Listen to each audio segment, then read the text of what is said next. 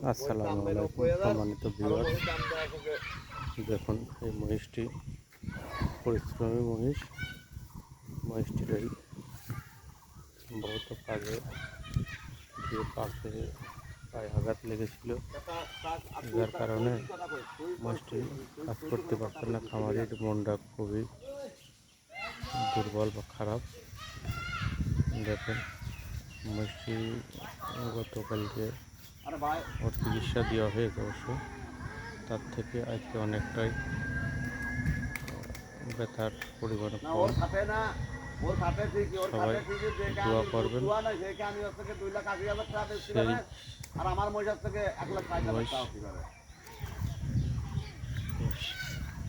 সেই মহিষটি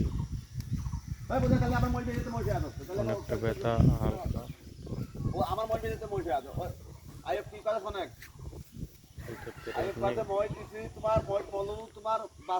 আমি টাকা পাবো, আমার মই যদি মরে যায়